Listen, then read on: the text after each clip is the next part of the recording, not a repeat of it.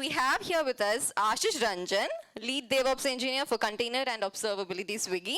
Well, to give an insight to the person, he's someone who likes AWS, DevOps, and Kubernetes.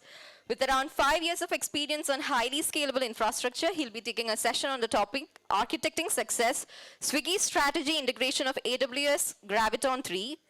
Over to you, Ashish.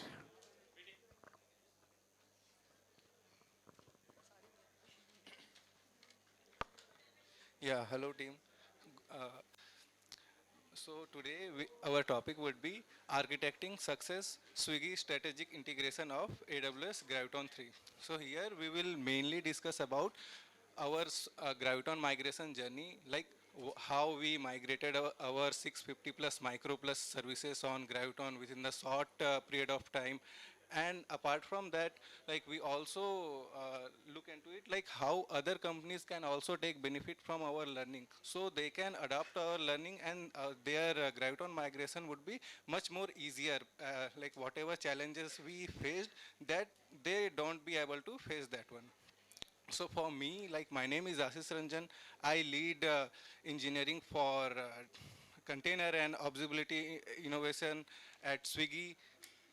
So let's go to the agenda. So our agenda would be first we'll look at our introduction section. There we will learn like what is the infrastructure at Swiggy, how much big infrastructure we scale, and after that we'll go into challenges deep dive. In challenges we'll mainly focus on what are the key areas that were very challenges for us. After that we'll go about solution, like how Graviton 3 was uh, improving our performance, and it was also decreasing our cost by migrating this thing. After that we'll go on implementation based preparation. Like in this I'll cover how like what kind of preparation it required to migrate containers on Graviton. After that, like there is one good topic, one click developer friendly solution. So here what we did, like in normal day-to-day scenario, what happened, like if you as a DevOps, you release some particular feature or some good pipeline in infrastructure, but there would be some problem, like developers will not be able to adopt that solution. So on that, we make a pipeline. Also, we stopped, we started blocking developers PR if they are not migrating to Graviton. So after that, we'll cover key challenges, some technical problems which we faced, and that was like causing our very huge time. So let's go into key strategic. So in Swiggy, we analyze around 15 petabytes of data transfer in the AZ per month. And that for serving this, we have around 2.5 millions order per day. So the numbers will go up and down. Like for example, the new year, in new year orders will be very high. So for that we started our infra preparation. So based on that particular order ID, like we would be like our infra need to be scale. And at the peak time, like I discovered this number 4.5 million API calls per second. We measure in some kind of some random day. It is not some kind of peak or some Saturday Sunday, because in Saturday Sunday we used to get higher traffic as compared to other weekdays. So this is kind of random number. But in case of some good day, like for example the Christmas or New Year or some other festival when people sit in home, that day like our infrastructure scale is very high. And for supporting the 4.5 million API calls, we run around 650 plus microservices that are totally deployed in our EKS cluster. So in EKS cluster also, in production we run two different, like we run our application in two different regions. Some our mainly PCI services are running on Mumbai region, but others are still in Singapore. So it is like still in migration phase, where we will migrate all our services on Hyderabad or the Mumbai. And at our peak time, we run around 10K plus containers. So we have some auto scaling, and we have like all the time-based scaling or based on that. So at the peak time, we run 10K containers, and that contains around 25K core and 50 TB of memory. So you can suppose the scale, like what kind of scale we are doing with our Kubernetes cluster. So in that particular scale, like releasing any new feature, like if you, so in this room, like how many people are aware of Graviton? What is Graviton? Any number I can get? Two, three. It's very less. So in Graviton, so I'll just give some brief about Graviton. So in Graviton, what is like in normal scenario, all the machines that runs on x86 architecture. At 86, you can suppose as an Intel machine. But if you are going with some advanced, like AWS has introduced their own machine, it's a Graviton. It is based on ARM machine. So in Apple also, like nowadays you are heard about that M chip. So M1 chip or M2 chip, it is also based on ARM architecture. So in ARM architecture, you will get some performance increased, and your like once you have some good load at your server, your services are more performance. It will scale the performance. And also, like in some cases what we observed, like for example previously, let's say you have some x86 machine, and at particular machine, let's say at dinner peak you are running with 10 to 15 machines, so, by the auto scaling. But what we observed, when we migrate this thing on Graviton, we are able to serve same kind of request with the 6 or 7 nodes. So it saved us on the cost in case of performance, also in case of cost also. Like if you simply migrate from x86 to Graviton 2, you will roughly get 20%. But if you go with Graviton 3 also, you will get some cost benefit, as well as your performance will also increase. So our challenges was multi-arc application availability. So let's say you have deployed your application. Let's say we are supposing some kind of order placement application, and that particular application would be like, you can suppose if any requests are coming, that particular application would be front-facing application, and that particular application, if it went down, so it will like cause outage to too many people. Like delivery executive won't be able to deliver their food. People are sitting in home, they won't be able to get their food. So for that, like it will be very huge outage. So for that, what we did, we in our pipeline, we created a multi-arc container. So for example, if I have a particular image, let's say order service. So for offer service, what we can do, we can create two different architecture, like x86 architecture as well as ARM architecture, whatever would be supported in our Graviton machines. So in this, what will happen, let's say I created my x86 architecture, also I created my ARM architecture, and based on that I need to bundle all the things. So for example, with a single tag, I will be able to get both the architectures machine. So for example, if my application, like in previous talk also you heard about Kubernetes, how it works, right?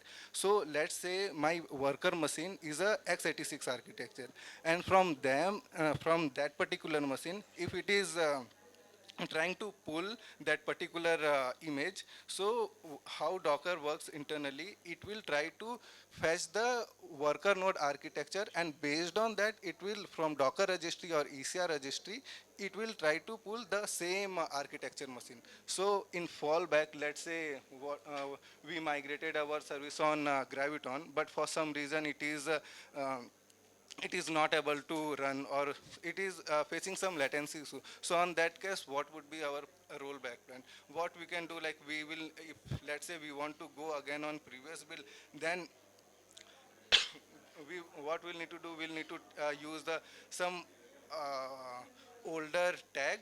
But the problem would be, right now, let's say you migrated your application on Graviton. So for that, like you heard about this node selector or node affinity rule. So that mainly responsible for scheduling your particular application or your deployment pods into a specific worker node. But let's say if you change that particular tag, then it will cause issue, because now it is supposing whatever will come to this deployment, it need to go on Graviton only. But if image is not Graviton, it will fail. It will throw the exact format error because the architecture is mismatched. Because you created some Graviton image, but now you are trying to run on some x86 machine. Other challenge was our sorry, improve availability and cost. So in our situation, like we can negotiate the cost, but availability need to be there, because if service will go down, people will like it will become some Twitter news or some other thread. There people will stock like Swiggy got down, like what they are doing. So for that kind of situation, like we don't compromise with our availability. So in that particular situation also, what we did, like we created multi-arc image, and with the help of carpenter also, what we can do, like in normal EKS cluster, there is some node group. In node group, you would be only able to take some kind of what to say, like x86 worker node. In that, you will need to define a image instance type, and instance type is also taken care by some AMI. But if you create a worker node, then it would be kind of architecture specific. Like you can't be able to create a worker node where you have x86 machine as well as the Graviton machine. So for that, we can use the carpenter also. In carpenter, we can define different kind of images, and as we have multi-arc images, it can run anywhere. Either it would be at x86, or it would be Graviton 2 or Graviton 3. Other thing was our third challenge was slow release on prod and developer friendly solution. So let's suppose a scenario where you have a 650 plus microservices, and your like you have some small infrastructure team also. But you can suppose, like for migrating 650 plus services, it will take very huge time to DevOps. And no, like for example, if I am a DevOps, I also don't want to work with this kind of migration where my whole day, like 3 4 months, will totally go on Graviton migration, because each day some people will think we need to do some other thing, because it's a kind of repetitive work. So for that, what we did initially, we used a kube mod rule. So what kube mod rule will do, it will intercept your request at the, let's say you did some kubectl edit command, and if you write some qmod rule, what it will do, it will intercept your request, and it will add the patches whatever you have done. For example, you write a qmod rule for scheduling the application on Graviton machine. So if any new deployment will come to that particular application, qmod will intercept, and it will schedule your application on Graviton machines. And apart from that, like the cube mod rule, it was our initial solution that we did for around 10 to 15 services, because that time, like we don't want to change our entire pipeline to release the Graviton feature, because it will block our time also, because releasing a new feature, it will take time. So for patching some services, we used cube mod rule. After that, what we did, we created our own solution. There, what developer can do, developer can easily add one multi-arc true flag. So for example, if I have a offer server, and what the server will do, and we defined all the templates like metadata. For example, I want 16 core CPU along with 32 GB memory. And on that particular template only, what we did, we added a multi-arc true feature. So based on that particular tag, our pipeline is trying to create a multi-arc build. So it will create x86 as well as ARM, and it will combine both the things, and it will store on ECR. And at the deployment time also, if our pipeline will see if developer added multi-arc true flag, then it will internally change the node selector to our Graviton worker machine. Next series. So in Graviton 3 Graviton 3 solutions. So AWS also provide, let's say if you are running your worker node with some C5 series or R5 series, like previous generation of AWS instances. And once you will go with C5 or X5 series to C7 or R7 series, you will get around 60% performance improvement as compared to 86. And if you are going with the Graviton 2, you will get around 25% improvement. The improvement is like you can see improvement is totally dependent on performance. So for example, if particular application is running with like C5 machines, and now it is going with Graviton also, then what you can observe, for example, in peak time with C5 series, it's running 100 replica of application. But with the Graviton, you would be only able to run 75. So you save the 25 machine cost, as well as AWS also provide cost benefit at 20%. So whatever cost you are paying for your C5 series, for Graviton, same thing, same configuration, you need to pay 20% less. But with Graviton things, some changes happen. Like for example, cost is little bit increased as compared to Graviton 2, but performance is very it improved very much. For example, at our scenario also, one service was there. I forgot the service name, but at the peak time it used to run around 80 replica. Like you can suppose like deployment is running and it scale around 80 replica at the dinner peak. But when we migrate on Graviton, it used to run with around 55 to 60 replica with the same configuration. We didn't change the configuration. We were analyzing the performance in case. So at that particular situation, you can suppose where is 80 and where is 60. We saved around 20 instance count, like for example some core and some memory. Apart from that, we also save the instance pricing cost, whatever we are paying previously for that particular machine. And here also in slides also, you would be able to see like from Graviton 2 to Graviton 3, how much performance you can increase in case of CPU, in case of memory, in case of other thing. And for x86 also you can able to see. So in AWS, previously it was like in C6 series also, they have their this x86 architecture that is called M6GA. Sorry, M6A. G stands for Graviton. Yeah. So our base preparation was convert all the base images to multi-arc.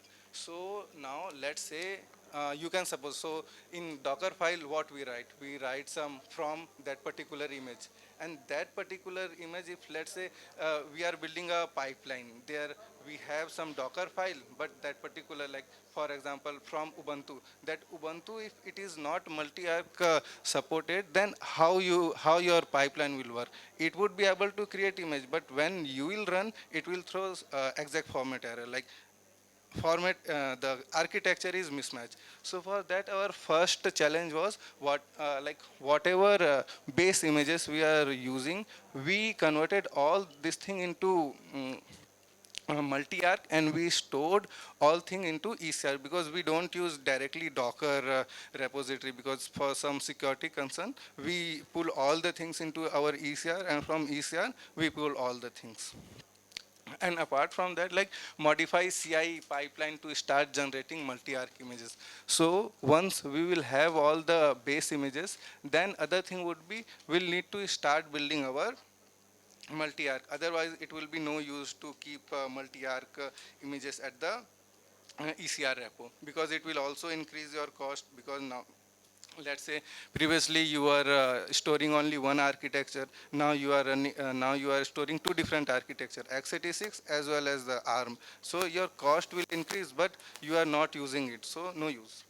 And after that, like you will need to modify all the daemon sets or sidecar that is running in your EKS cluster. So now suppose you have a one EKS cluster that is running on prod, but if you suppose for the sidecars, so in case how many people are used Istio sidecar for proxy or service mesh?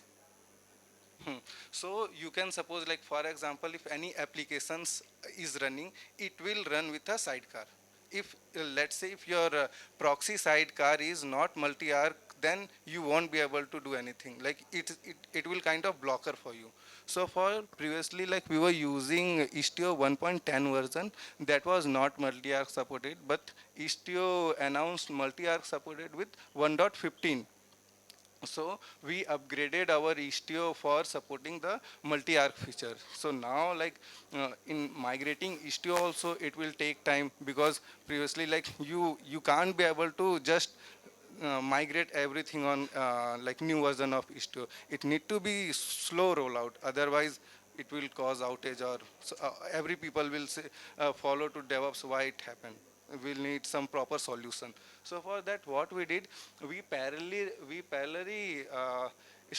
deployed Istio 1.15, and from Istio Canary release also, they provide a feature. There, what you can do in namespace only, if you add Istio Rev version to some specific, then on that particular version, all the new sidecar would be there. But that won't be our feasible solution, because you can suppose in production 650 services are there. If anything happened to them, it will cause outage. So what we did in Istio also, there is a mutation webhook. So in that, if we change, then what will happen if new application will come? It will come with Istio 1.15. So it is kind of slow rollout to our sidecars. So now you can suppose, like we have application running, our sidecars is multi-arc supported. Now other thing would be, we'll need to modify our daemon sets also, because what daemon set will do, it will run on every node, it will do certain jobs, for example passing the logs, sending to Loki or some other places, or let's say you are running a node exporter, it will scrap all the metrics, send on Prometheus, or it will some remote write locations. So for that also, we'll need to modify all the daemon sets. If it is x86, we'll need to modify on ARM. Otherwise, it will become a blocker. Or like let's say you forget to upgrade any daemon set. Then if you run any, like if you run same image on Graviton3, it will throw error and it will cause outage. Apart from that, like once you have completed the first 3 points, like you have base images at the place, you created a multi-arc, you also upgraded all your daemon sets and sidecar to multi-arc supported. Now what you can do, you can create your separate Graviton machines with the tent. So why we need tents? Because let's say you have some particular application that is running on some x86, and let's say you added one new node group called a Graviton multi-arc worker node. And if you don't add any 10, then Cube scheduler will schedule any particular application on it. It will throw exact format error, and your application will stuck on crash back loop. It will again restart. The process will be like infinite, and it will increase the restart count. Traffic won't be able to serve. People will see outage. So for that, we need to add some specific tent on that particular machine, and for deployment also, we'll need to add some toleration. So node can tolerate that particular label, and it will be able to settle.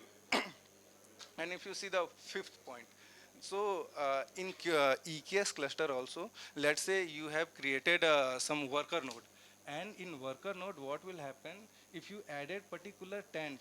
Then we face this particular issue. There, what was happening? Like we have a particular tent in our worker node, but at the, let's say worker node came up around 4 seconds, and for adding the tent also, it will take little time, for example 30 seconds. But in that particular time frame, if some scaling will happen, application will able to deploy on that particular node, and it will throw some exact format error. So for that, we talked with AWS folks, and after that they suggested you will need to add register with tents annotation along with your override bootstrap script. So what will happen, whenever your worker node will initialize, it will run some user data or bootstrap script. So at that time only, it will register your node with some tent. So in that time, it won't be able to schedule any x86 job on Graviton.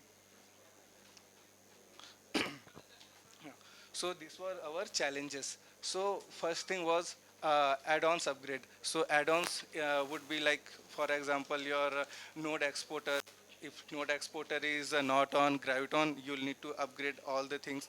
Like say Istio proxy would come under add-ons, or let's say you are using some RBAC proxy or anything which is responsible for your Kubernetes. So that thing need to upgrade it. After that, what you can do, you'll need to upgrade your Graviton instances also. So in Graviton instances, in the sense, you'll need to create a new worker node with the Graviton instance type. You can choose C6 C6 series, C6G series with based on your requirement. Let's say you want 12x large, you can use, or 16x large. After that, you multi-arc base images and build. So you upgraded your base images. Now you have some pipeline, which what it will do, it will create multi-arc image and it will store on ECR. After that, Docker file modification. So in Docker file modification, what you can do, let's say mainly for a Golang application. So in Golang application, people are used to provide the architecture. So go build and then architecture, target arc, and you'll need to provide the architecture also. Either it would be AMD or it would be ARM. So for that kind of situation, you will need to modify your Docker file also. Or let's say there are some application where, let's say it's a gRPC service, and what you are doing, you are trying to pull the gRPC probe. So what gRPC probe will do, it will mainly try to do health check. So in normal HTTP service, you will expose some particular health check endpoint, and it will, like, with the this thing, Kubernetes readiness and liveness check, it will able to hit the same health check and it will run the machine. But in case of gRPC, the situation is different. You will need to add some binary that will help, because the gRPC is not similar to HTTP. Like for HTTP, we can do curl localhost colon health check, but in case of gRPC, it's a little different.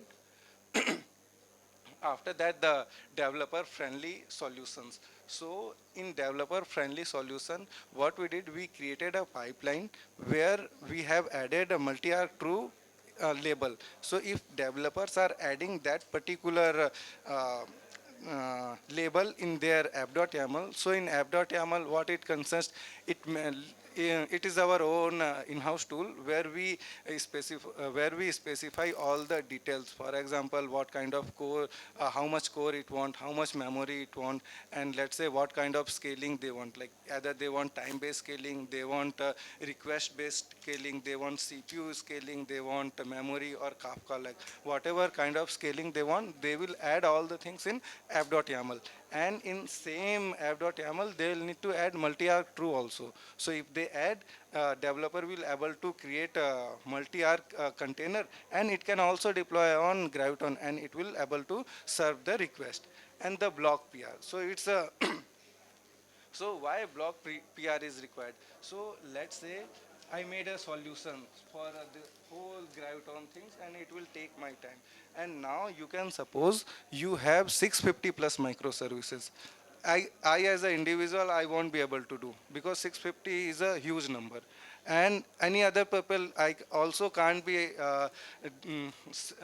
give this job to any other. Like X, you can do this thing because this is the priority. So in this, what we did, we created a anti-pattern check. So what anti-pattern will do, let's say I release this feature multi-arc true label, and in the same app.yaml, I am checking how many developers are not added multi-arc true in their repository. If they are not adding, then I am blocking their PR, so they won't be able to uh, release any new feature. So it is like that, like I am not chasing developer, now developer are chasing me, because if they want to deploy any new feature, they want to add multi-arc true, otherwise they won't be able to deploy their changes. Because if we don't do this, then migrating 650 services, it will take time. My architect will also call me, why, what is the update? I won't be able to do because I have some other jobs.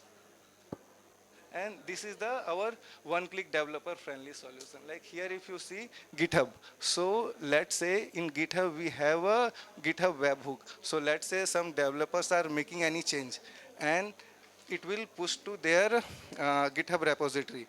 And in that also we have added a webhook. So in webhook, if they don't add multi-arc true, so what my this SamGrep rule will do, it will block their PR. Until I didn't approve their PR, they won't be able to merge anything until their manager would be there, their VP would be there. If I didn't approve, they won't be able to make any changes. So for that, like this solution very help for us for migrating all the services, because if we didn't add any the Apollo anti-pattern check, that is SAM grep, then what will happen, like we'll need to chase to the developers, like please do this one because it is blocking our PR, it is blocking our infrastructure availability. So by adding the Apollo anti-pattern check, developer are coming to us like my service is not able to run on this, please review the PR. So it is kind of two-way friendly. Otherwise you will say developer, they will never respond.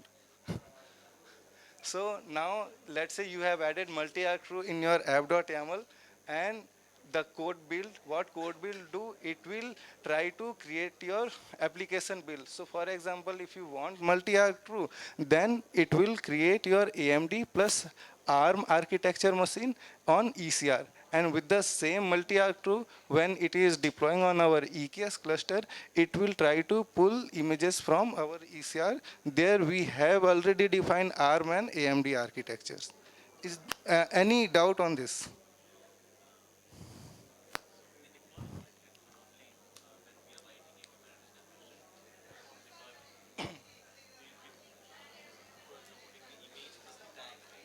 Hmm?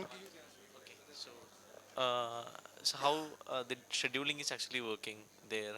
No, if I do have a deployment YAML and I am just mentioning the image name and tag, and uh, no, and in ECR you'll be having there will be multi-arc, and so only always the multi-arc will be pulled on both, right? Or is it that, or is it separate images?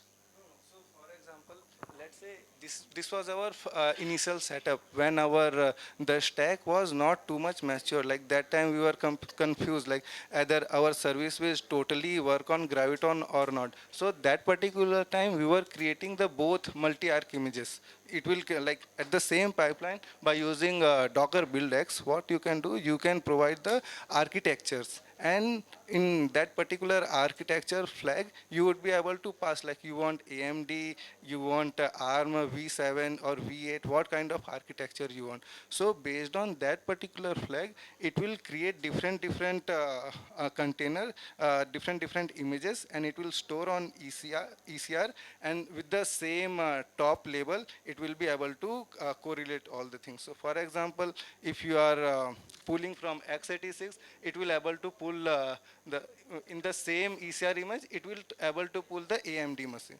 AMD image. And if it is from Graviton, it will be able to pull from the ARM architecture container from the same ECR. But if they don't want multi-arc, they have some blockers, like for example, their latency is increasing or something else is happening. So for that, like we don't need a Graviton machine, then we can simply build our AMD architecture. Make sense? Yeah.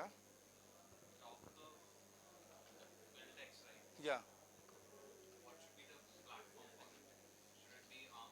No, no, you can run. So how Docker BuildX will run? Let's say you are building your application with Docker BuildX, and now, like in normal Docker, what will happen?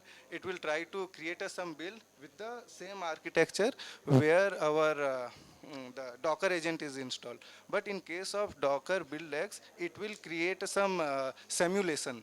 In simulation, it will have different architecture. So with the same platform, let's say you are running your in local machine, you are using some Intel chip, and you are creating your the container with the this thing Docker buildx. So with your same machine, Intel machine, you would be able to create multiple architecture container.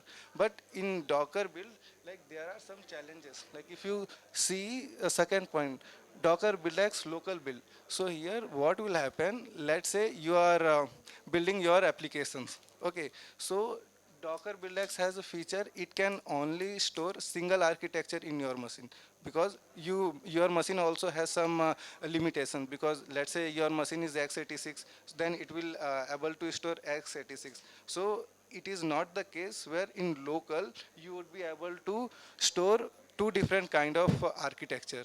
So the Docker buildx, let's say you are building a Docker buildx, and what you want to store that thing on your local machine. So on that case, you can only specify one architecture.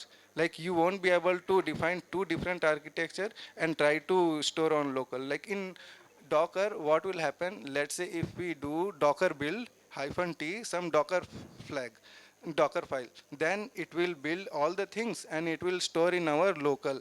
And after that, what we need to do, we can do Docker push and that repository name.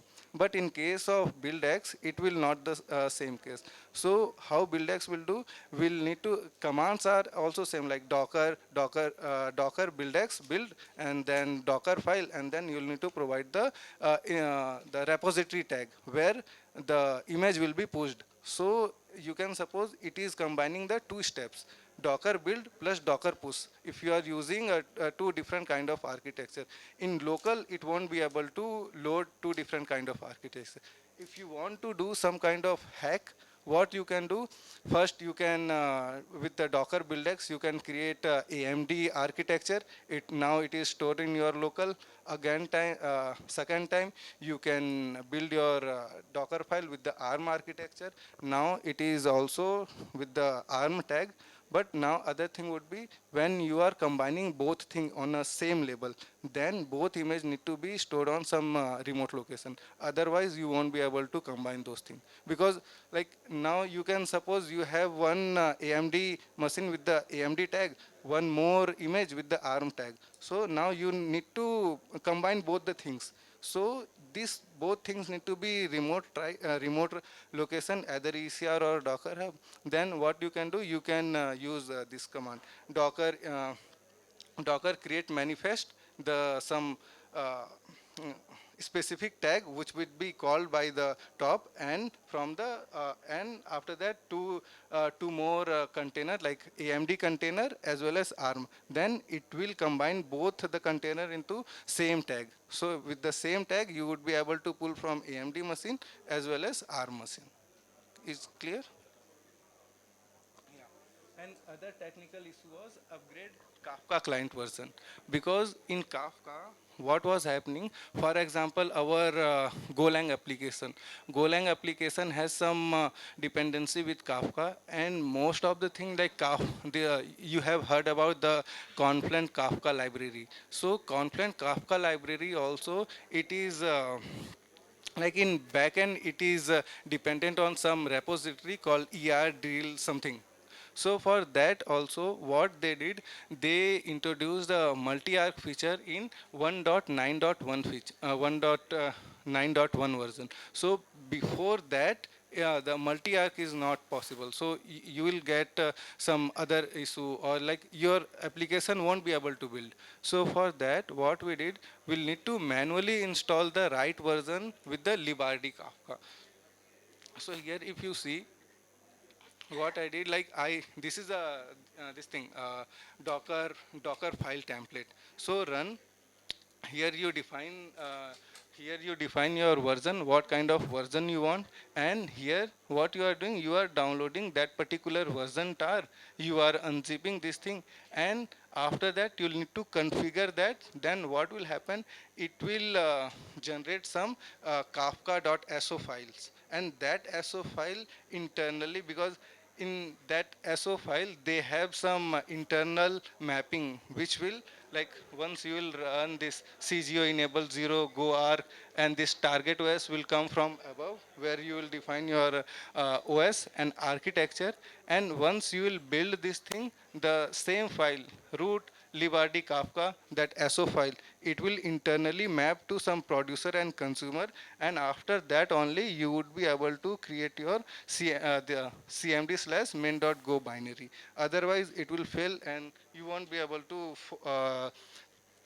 find the solution, because this particular librd kafka thing, it take our 20 to 30 days to debug why it is happening, because there are no support previously. And we are what we did, we internally review all our internal code. After that we go to the librd kafka, we try to run all the things. After some time we got to know like there is some so file that need to be present on that particular application, then only it will be able to create a mapping. And similar Kafka thing, it also happened with this Java application. So in Java application, let's say you are using some Gradle for building your application. So in previous version, what was happening, like it was using some compile package, compile for downloading that particular Kafka client.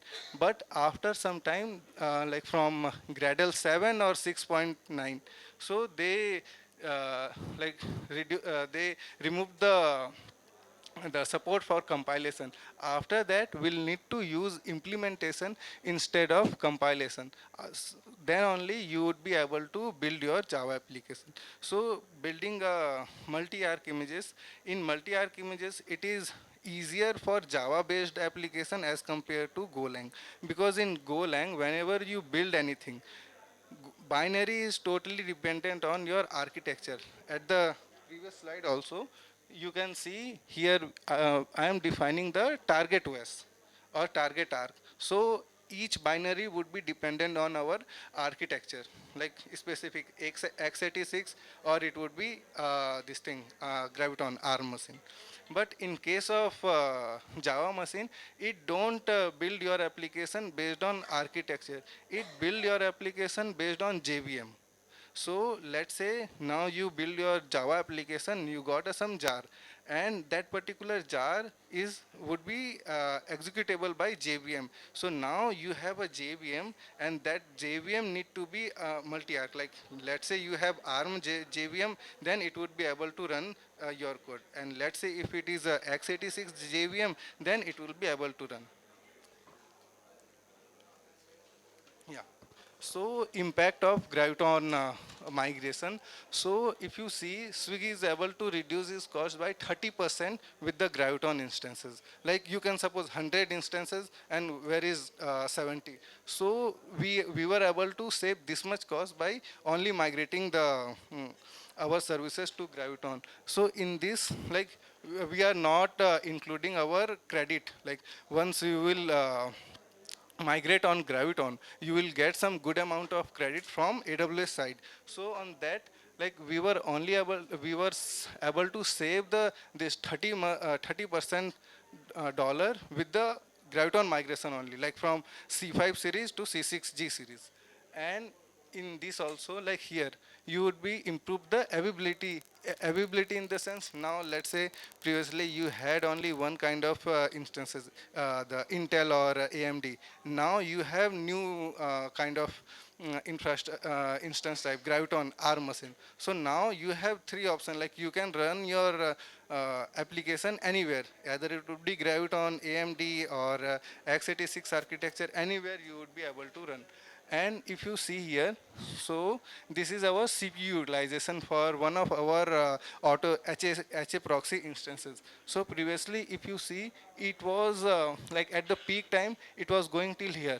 But once we migrate to Graviton, it was like very much decreased. And based on that also, our instance type also, you can see, like previously, this much, it was going to around 14 to 15. Now it reduced to around 6. So you can see the differences, like how much Graviton could be beneficial for us. Like we can able to improve our performance with never compromise with our availability or some cost, because cost is getting reduced if we are going to some ARM based applications. Yeah, there are some references like whatever I use, like for example, upgrading the Istio we used, and for our node exporter also, like previously we were using some old version of node exporter that was not multi-arc compliant. So we need to upgrade our node exporter also. And similar to Cube RBAC proxy. And if you want to build your application for multi-arc, you'll need to use Docker BuildX, because right now when I discovered, there was no any specific tool which were building some multi-arc images. After that, yeah, the Amazon ECR cache repository. So Amazon also introduced a feature in ECR. So right now, what you can suppose, let's say you are pulling all the images from Docker Hub, but Docker Hub is like, you can concern like this, that won't be a possibility where you are pulling the, because now what you are doing, you are pulling images from public places. If what happen if someone added some malicious code on that, so it will directly come to your infrastructure. So for that, what we do, we only pull all the images from our ECR. So in ECR there is option cache pull repository. So there what you can configure like, there are some Docker images also, and with the same image tag, like for example, CI library slash, and you configured some particular ECR endpoint, ECR public. So whenever you will pull, it will cache on your private repository. So after that, you would be pulling from your own ECR, not from Docker Hub.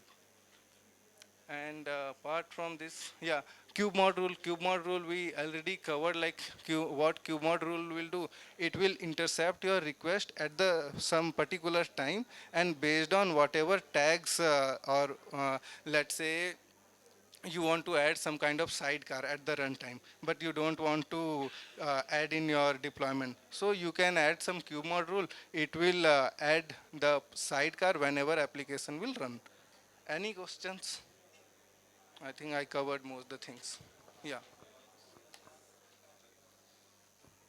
So how you came to this concept? Where you guys got the benefit after the migration. So how you pull out this project? How you convince the management that this is going to do this? You had a lot of challenges, right? And a lot of rework, or in terms of the platform re-architecting, you have to do a lot of work. So how you convinced the top layer that this is going to work, or no? How you pull out this project? Yeah.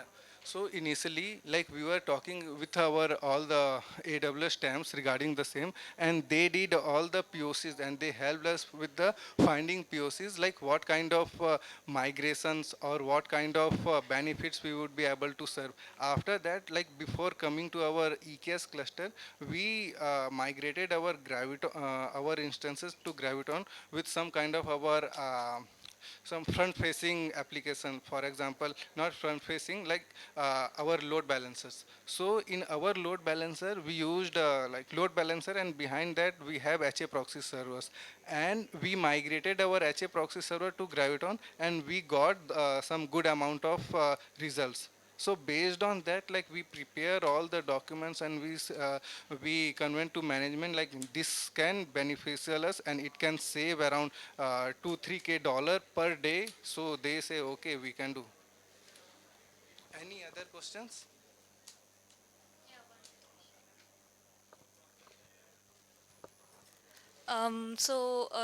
Just a quick question, like how much time will it take for an organization to switch to Graviton? I'm just supposing that this is a solution that you are proposing to for other organization to follow and reduce the cost using Graviton. So it totally depends on our solution, like what kind of solution we had. Like previously, when we started, we don't have any clue or idea like how to start, how to end, what kind of challenges we faced. But now, at the like right previously, it was not that much mature. Like people can easily adopt Graviton. Like it it required too many changes at different places. But now if any organization want to adopt Graviton, they have simple things that need to do, like for example add-ons that need to be upgraded, sidecars or daemon set if they are running they need to upgrade, and based on like some particular steps, like I have this thing. Like if they follow these steps, they would be easily able to migrate their services. Because there are some challenges. For example, if some people are using Node.js, so in Node.js some build time is increasing if they are using a multi-arc build. So there are some edge case, but after migrating this thing, people will easily get benefits of Graviton.